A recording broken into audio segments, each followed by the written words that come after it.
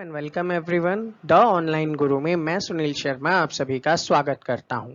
आज के इस सेशन में हम लोग जानेंगे जवाहर नवोदय विद्यालय के 11th क्लास का जो एंट्रेंस है उसके लिए नोटिफिकेशन रिलीज किया गया है। ये नोटिफिकेशन आपको सेशन 2022-23 में एडमिशन अवेलेबल करवाएगा।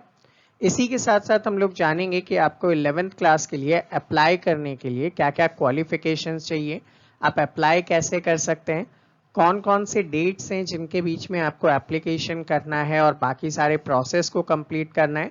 इसी के साथ चूंकि 11th क्लास में जो एंट्रेंस होता है वो सिर्फ और सिर्फ वेकेंट सीट पे होता है, यानी कि ऐसी सीट जो खाली हैं उनमें एडमिशन होता है। तो किन किन जगहों पे कितनी सीट्स यहाँ पे वेकेंट है उसके बारे में भी हम लोग चर्चा करेंगे। मतलब ओवरऑल एक कंप्लीट डिटेल्स आपको दूंगा ताकि आपको आगे किसी भी टाइप की प्रॉब्लम ना आए।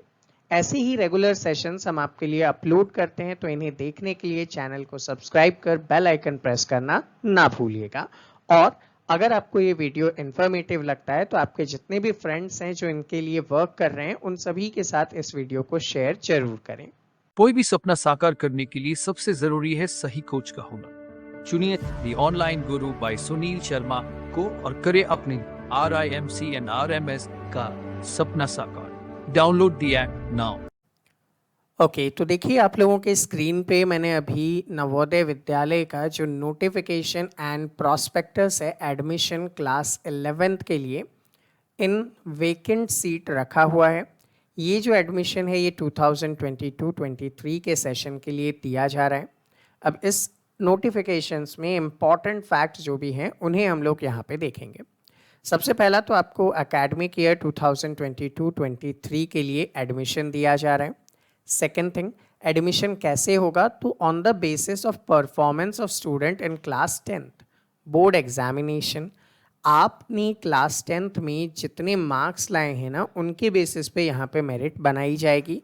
चाहे आप CBSE के स्टूडेंट हैं, चाहे आप स्टेट एजुकेशन के स्टूडेंट हैं, चाहे आप और कोई भी रिकॉग्नाइज्ड बोर्ड के स्टूडेंट हैं।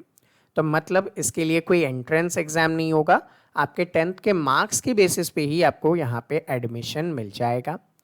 नेक्स्ट इम्पॉर्टेंट, आप फॉर्म भरने के लिए एलिजिबल कब होंगे, तो आपका जो बर्थ है वो 1 जून 2005 से लेके 31 मई 2007 के बीच में होना चाहिए।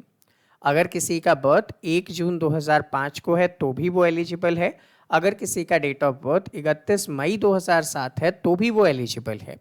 मतलब 1 जून 2005 से लेके 31 मई 2007 तक में कहीं पे भी आपका डेट ऑफ बर्थ है तो आप एलिजिबल हैं। सेकेंड थिंग, ये सारे क्राइटेरिया SC ST के स्टूडेंट के लिए भी एप्लीकेबल होगा। मतलब सबके लिए ये कॉमन है डेट ऑफ बर्थ और इसी डेट ऑफ बर्थ के अकॉर्डिंग होना चाहिए। सेकेंड थिंग, आपने क्लास 10th पास किया होना चाहिए 21-22 के अकेडमिक सेशन में। मतलब आप अभी 21-22 के सेशन में क्लास 10th को क्वालिफाई कर चुके हों और आपका डेट ऑफ बर्थ इसके बीच में है तो ही आप फॉर्म भर सकते हैं, अदरवाइज आप फॉर्म ना भरें। अब बात आती है क्राइटेरिया क्या है एडमिशन के लिए। तो सारी चीज़ें आपने देखी कि क्लास 11th पे जो आपके मार्क्स हैं ना 10th के, उसी के बेसिस पे एडमिशन देंगे। जो वैकेंट सीट है SC ST कैटेगरी के लिए वो SC ST कैटेगरी के लिए ही रिजर्व रहेगी और रिमेनिंग सीट्स पे जो जनरल एंड अदर कैंडिडेट्स हैं OBC वगैरह के वो अप्लाई कर सकते हैं। ठीक है, अब यहाँ पे जो मेरिट लिस्ट होगा वो कैसे प्रिपेयर करेंगे, तो डिस्ट्रिक्ट वाइज मेरिट लिस्ट बनेगी स्टूडेंट की। सेकेंड थिंग, जो वैकेंसीज हैं वो एक कॉमन मेरिट लिस्ट ये लोग प्रिपेयर करेंगे और उस मेरिट लिस्ट के बेसिस पे आपको एडमिशन दिया जाएगा। नेक्स्ट थिंग, अगर यहाँ पे देखते हैं, अगर आपका सिलेक्शन हो जाता है, उस मेरिट लिस्ट में आपका नाम आता है, तो आपको स्पीड पोस्ट या SMS के थ्रू डिटेल्स दी जाएगी। फिर आपका मेडिकल चेकअप होगा और मेडिकल चेकअप के बाद आपको एक ओरिएंटेशन क्लास दिया जाएगा 10 डेज का और उसके बाद आपको इसमें एडमिशन मिल जाएगा। अब बात आती है कि एडमिशन के लिए परसेंटेज क्या चाहिए, चूँकि आप जानते हैं 11th-12th में आपको सब्जेक्ट्स लेने होते हैं। ठीक है, तो अगर आप यहाँ पे साइंस एंड मैथमेटिक्स लेना चाहते हैं तो आपके मार्क्स कितने होने चाहिए। अगर आप जनरल या OBC में हैं या फिर आप SC ST में हैं, तो देखिए अगर आप जनरल या OBC में हैं तो 10th क्लास में आपके साइंस में मिनिमम 60% होनी चाहिए, मैथमेटिक्स में 60% और दोनों का मिला के एवरेज कम से कम 65% होना चाहिए।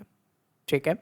सेकेंड थिंग, SC/ST से हैं तो थोड़ा सा यहाँ पे रिबेट है, 56 एंड 62.5 है। Average of all the subject, पांचों सब्जेक्ट का एवरेज कितना होना चाहिए? मिनिमम 65 और 62.5 होना चाहिए, तो ही आपको यहाँ पे साइंस एंड मैथमेटिक्स ऑफर किया जाएगा। सेम एज अगर आप साइंस लेते हैं विदाउट मैथमेटिक्स तो आपके सामने एवरेज है, ईच एंड एवरी सब्जेक्ट के मार्क्स दिए हुए हैं। अगर आप कॉमर्स विथ मैथमेटिक्स लेना चाहते हैं तो 60% मैथमेटिक्स में होना चाहिए और 50% ओवरऑल। सेम एज SC/ST के लिए 56 एंड 50 होना चाहिए। कॉमर्स बिना मैथमेटिक्स के लेना चाहते हैं तो मैथमेटिक्स में एटलीस्ट 45% और सबका एवरेज 50% होना चाहिए, तो ही आप यहाँ पे एडमिशन ले सकते हैं।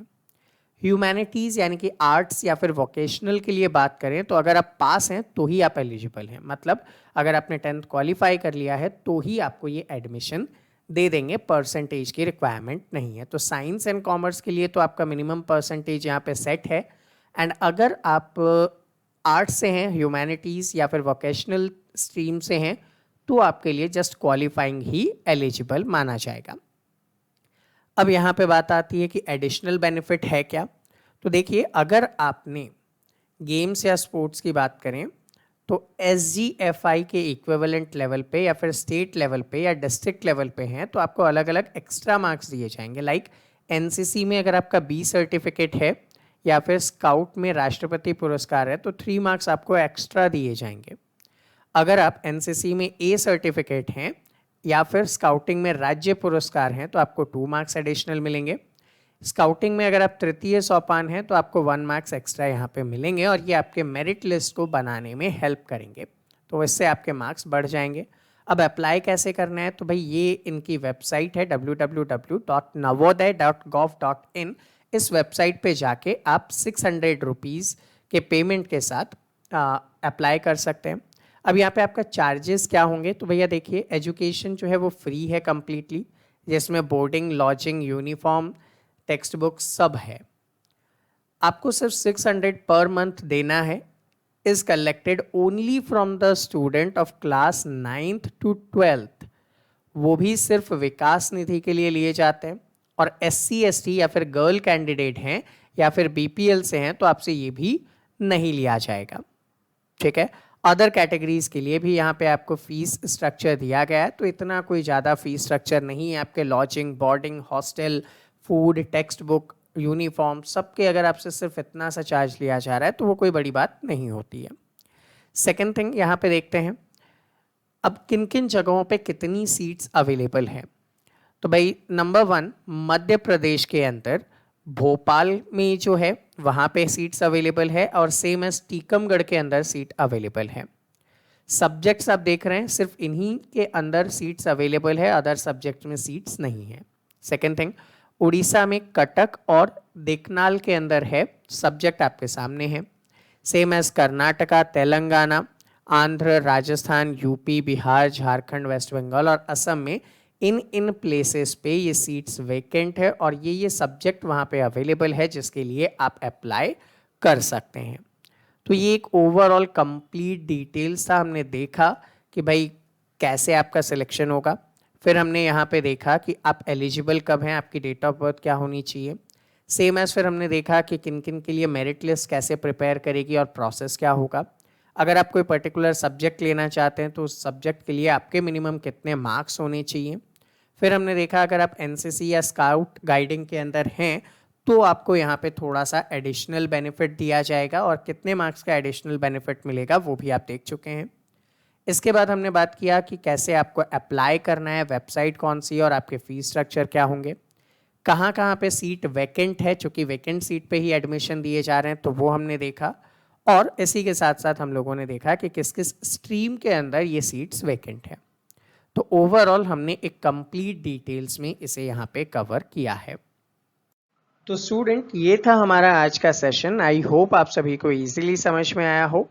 फिर भी अगर कोई डाउट या कोई क्वेरी है तो आप नीचे कमेंट कर सकते हैं। विद इन 24 आवर्स आपके सभी डाउट एंड क्वेरीज को सॉल्व किया जाएगा।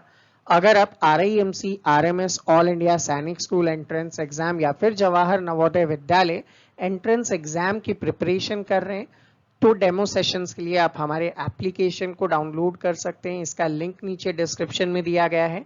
साथ ही साथ अगर आप हमारे साथ जुड़कर प्रिपरेशन करना चाहते हैं तो बैचेस की डिटेल्स आप दिए गए नंबर 7737653468 से भी ले सकते हैं। मिलते हैं आपसे अगले सेशन में, तब तक के लिए जय हिंद।